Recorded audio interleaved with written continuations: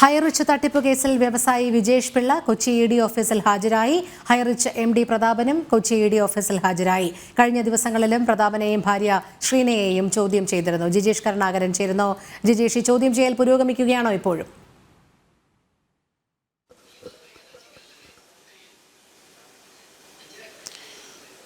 രോഹിണി, ഹൈറിച്ച് സാമ്പത്തിക തട്ടിപ്പുമായി ബന്ധപ്പെട്ടുകൊണ്ട് വിളിച്ചു വരുത്തിയുള്ള പ്രതികളായ ശ്രീനയുടെയും പ്രതാപന്റെയും ഇതിൽ പ്രതാപനാണ് ഇന്ന് വീണ്ടും ഹാജരായിരിക്കുന്നത്. പ്രതാപന്റെ ചോദ്യം ചെയ്യൽ പുരോഗമിക്കുന്നു. അതോടൊപ്പം തന്നെ വിവാദ വ്യവസായി വിജേഷ് പിള്ളയുടെ ചോദ്യം ചെയ്യലും നടക്കുകയാണ്. വ്യവസായിയായ വിജേഷ് പിള്ളയും ഒപ്പം തന്നെ ഹൈറിച്ചും തമ്മിൽ സാമ്പത്തിക ഇടപാടുകൾ നടന്നു എന്ന് കണ്ടതിന്റെ അടിസ്ഥാനത്തിലാണ് വിജേഷ് പിള്ളയോട് ഹാജരാകാൻ ആവശ്യപ്പെട്ടിരുന്നത്. ഇന്നലെയും വിജേഷ് പിള്ളയെ ചോദ്യം ചെയ്തിരുന്നു. ഇന്നലെ ഉച്ചയ്ക്ക് ശേഷം മുതൽ ചോദ്യം ചെയ്തു. രാത്രി വൈകിയാണ് വിട്ടയച്ചത്. അതിനുശേഷമാണ് ഇന്ന് വീണ്ടും ഹാജരാകാൻ ആവശ്യപ്പെട്ടുകൊണ്ട് സമൻസ് നൽകിയിട്ടുള്ളത്. പ്രധാനമായും OTT പ്ലാറ്റ്ഫോം ഇടപാടിലെ സാമ്പത്തിക ഇടപാടുകളാണ് വിജേഷ് പിള്ളയും ഒപ്പം തന്നെ ഹൈറിച്ചും തമ്മിൽ നടത്തിയിട്ടുള്ളത്. 4.5 കോടി രൂപയ്ക്കാണ് തന്റെ കൈവശമുണ്ടായിരുന്ന OTT പ്ലാറ്റ്ഫോം ഹൈറിച്ചിന് കൈമാറിയത് എന്നാണ് വിജേഷ് പിള്ള പറഞ്ഞിട്ടുള്ളത്. മാത്രമല്ല, ഇതുമായി ബന്ധപ്പെട്ട വിവരങ്ങൾ, ഈ സാമ്പത്തിക ഇടപാടുകളുടെ വിവരങ്ങൾ എൻഫോഴ്സ്മെന്റ് ഡയറക്ടറേറ്റിന് പ്രധാനപ്പെട്ട രേഖകളെല്ലാം തന്നെ കൈമാറിയിട്ടുണ്ട്. നിക്ഷേപ തട്ടിപ്പിലൂടെ സമാഹരിച്ച പണമാണോ തനിക്ക് തന്നത് എന്ന കാര്യം അറിയില്ല. എന്നാൽ പണം കൈപ്പറ്റിയിട്ടുണ്ട്. 4.5 കോടി രൂപയ്ക്കാണ് ഈ ഒരു OTT പ്ലാറ്റ്ഫോം വിറ്റത്. മാത്രമല്ല, ഈ OTT പ്ലാറ്റ്ഫോമിൽ ഏതെങ്കിലും തരത്തിലുള്ള കൃത്രിമങ്ങൾ താൻ നടത്തിയിട്ടില്ല. കാരണം നേരത്തെ തന്നെ ഉയർന്നു വന്നുള്ള പ്രധാനപ്പെട്ട ഒരു വിവരം എന്ന് പറയുന്നത് OTT പ്ലാറ്റ്ഫോമിൽ കൃത്രിമം നടത്തിയായിരുന്നു ഇത്തരത്തിൽ വ്യാപകമായി വിൽപ്പന നടത്തിയത്. OTT പ്ലാറ്റ്ഫോമുകൾ മറച്ചു വിറ്റിരുന്നത് വിജേഷ് പിള്ള എന്ന കാര്യമായിരുന്നു പുറത്തു വന്ന വിവരം. അതിൽ 20 ലക്ഷം വരെ സബ്സ്ക്രൈബേഴ്സ് ഉണ്ട് എന്നായിരുന്നു ഇയാൾ അവകാശപ്പെട്ടിരുന്നത്. എന്നാൽ 10,000 ആളുകൾ പോലും അതിലുള്ള കണ്ടന്റുകൾ സാധാരണ നിലയിൽ കണ്ടിരുന്നില്ല എന്നാണ് സൈബർ സാങ്കേതിക വിദഗ്ധരുടെ പരിശോധനയിൽ കണ്ടെത്തുകയും ചെയ്തത്. എന്നാൽ അത്തരത്തിൽ യാതൊരു കൃത്രിമവും നടത്തിയിട്ടില്ല എന്നും സ്വാഭാവികമായി ആളുകളുടെ എണ്ണം കുറയുന്നതും കൂടുന്നതും സ്വാഭാവികമാണ് എന്ന കാര്യവുമാണ് വിജേഷ് പിള്ള വ്യക്തമാക്കുകയും ചെയ്തിരുന്നത്.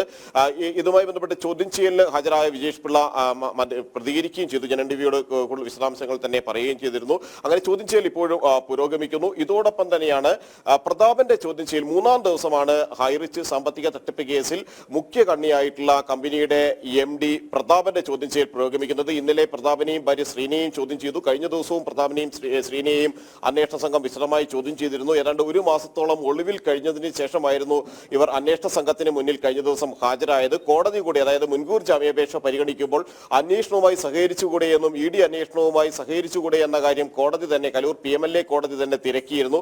തുടർന്നാണ് അന്വേഷണവുമായി സഹകരിക്കാൻ തയ്യാറാണ് എന്നും എൻഫോഴ്സ്മെന്റ് ഡയറക്ടറേറ്റിന് മുന്നിൽ ഹാജരാകാമെന്നുള്ള കാര്യം അവർ തിങ്കളാഴ്ച ഹാജരാകാമെന്നും അറിയിച്ചത്. ഇതിന്റെ അടിസ്ഥാനത്തിലാണ് തിങ്കളാഴ്ച ആദ്യം ചോദ്യം ചെയ്തു. അതിന്റെ തുടർച്ചയായുള്ള ചോദ്യം ചെയ്യലാണ് ഇപ്പോഴും തുടരുന്നത്. പ്രധാനമായും ഏതെല്ലാം സാമ്പത്തിക ഇടപാടുകളിലാണ് ഹൈറിച്ച് സാമ്പത്തിക തട്ടിപ്പുകൾ നടത്തിയിട്ടുള്ളത്. ഈ 1,600 കോടി രൂപയുടെ സാമ്പത്തിക തട്ടിപ്പ് പ്രത്യക്ഷത്തിൽ തന്നെ വ്യക്തമാകുന്ന സാഹചര്യത്തിൽ മറ്റ് സാമ്പത്തിക ഇടപാടുകൾ എന്തെല്ലാമാണ് ഇവർ നടത്തിയത് എന്ന കാര്യം വ്യക്തമാകണം. നികുതി വെട്ടിപ്പുകൾ അടക്കമുള്ള കാര്യങ്ങൾ, ഫെമ ലംഘനത്തിൽ വിശദമായ അന്വേഷണം നടക്കുന്നുണ്ട്. ഇത് സംബന്ധിച്ചെല്ലാം തന്നെയാണ് ചോദ്യം ചെയ്യൽ പുരോഗമിക്കുന്നത്. മാത്രമല്ല, ഈ അന്വേഷണം പുരോഗമിക്കുന്ന ഘട്ടത്തിൽ ഹൈറിച്ച് ഉടമകളുടെ, ഹൈറിച്ച് നിക്ഷേപ തട്ടിപ്പിൽ ഉൾപ്പെട്ട പ്രതാപന്റെയും ഭാര്യ ശ്രീനയുടെയും ഉന്നത രാഷ്ട്രീയ ബന്ധങ്ങൾ തന്നെയാണ് വെളിവാകുന്നത്. കാരണം വിജേഷ് പിള്ളയുടെ ദുരൂഹ ഇടപാടുകൾ നടത്തിയിട്ടുള്ള ദുരൂഹമായ ഒരു പശ്ചാത്തലമുള്ള വിജേഷ് പിള്ളയുമായിട്ടുള്ള ബന്ധം തന്നെയാണ് ഏറ്റവും ദുരൂഹമായി നിൽക്കുന്നത്. കാരണം നേരത്തെ സ്വപ്ന സുരേഷാണ് വിജേഷ് പിള്ളയുടെ കാര്യം ആദ്യം പുറത്തു പറയുന്നത്. കാരണം ഈ സ്വർണ്ണക്കടത്ത് കേസുമായി ബന്ധപ്പെട്ട് മുഖ്യമന്ത്രിക്കെതിരെ താൻ നിരന്തരമായി ഉന്നയിക്കുന്ന പരാതികൾ, ആരോപണങ്ങൾ, അതിൽ നിന്ന് പിന്മാറിക്കഴിഞ്ഞാൽ വലിയ ഒരു തുക വാഗ്ദാനം ചെയ്തുകൊണ്ട് ഈ വിജേഷ് പിള്ള തന്നെ വന്ന് കണ്ടിരുന്നുവെന്നും അന്ന് തന്നോട് OTT പ്ലാറ്റ്ഫോമിനെ കുറിച്ച് സംസാരിച്ചു. അതിലൊരു ലാഭവിഹിതത്തിന്റെ പങ്ക് 100 കോടിയോളം രൂപ ലഭിക്കുമെന്നും അതിന്റെ 30% തനിക്കുള്ള എന്ന ഒരു വാഗ്ദാനം നൽകി. അതിനുശേഷമാണ് താൻ വന്നിരിക്കുന്നത് CPM സംസ്ഥാന സെക്രട്ടറിയുടെ ഒരു ഇടനിലക്കാരൻ എന്ന നിലയിലാണ്. MV ഗോവിന്ദന്റെ ഇടനിലക്കാരനായിട്ടാണ് താൻ വന്നിരിക്കുന്നത്. ഈ ഒരു ആരോപണങ്ങളിൽ നിന്ന് പിന്മാറുകയും കേസിൽ നിന്ന് പിന്മാറുകയും ചെയ്തു കഴിഞ്ഞാൽ വലിയ തുക വാഗ്ദാനം ചെയ്യാമെന്ന് പറഞ്ഞുകൊണ്ടായിരുന്നു വിജേഷ് പിള്ള തന്നെ സമീപിച്ചത് എന്ന കാര്യവും സ്വപ്ന സൂചിപ്പിച്ചിരുന്നു. അതേ വിജേഷ് പിള്ള തന്നെയാണ് ഇവിടെ ഈ ഹൈറിച്ച് സാമ്പത്തിക തട്ടിപ്പിൽ കൂടി ഇടപാടുകാരനായി മാറുന്നത്. ഈ പണം ഹൈറിച്ച് ഉടമകളിൽ നിന്ന് വാങ്ങുകയും ചെയ്തിരിക്കുന്നത്. അവിടെ ഈ നിക്ഷേപ തട്ടിപ്പിലൂടെ ലഭിച്ച പണമാണോ തനിക്ക് ലഭിച്ചത് എന്ന കാര്യം അറിയില്ല എന്ന് ആവർത്തിച്ച് പറയുന്ന ഘട്ടത്തിൽ പോലും ഈ പ്രതാപൻ ആവർത്തിച്ച് പറയുമ്പോൾ, വിജേഷ് ആവർത്തിച്ച് പറയുന്ന ഘട്ടത്തിൽ പോലും അന്വേഷണം നീളുന്നത് പ്രധാനമായും ഈ ഉന്നത രാഷ്ട്രീയ ബന്ധങ്ങളിലേക്ക് തന്നെയാണ്. ഹൈറിച്ച് MD പ്രതാപനും വിവാദ വ്യവസായി വിജേഷ് പിള്ളയും EDയുടെ ഓഫീസിൽ ഹാജരായിരിക്കുകയാണ്. ജിജേഷ് കരുണാകരനാണ് വിവരങ്ങൾ നൽകിയത്.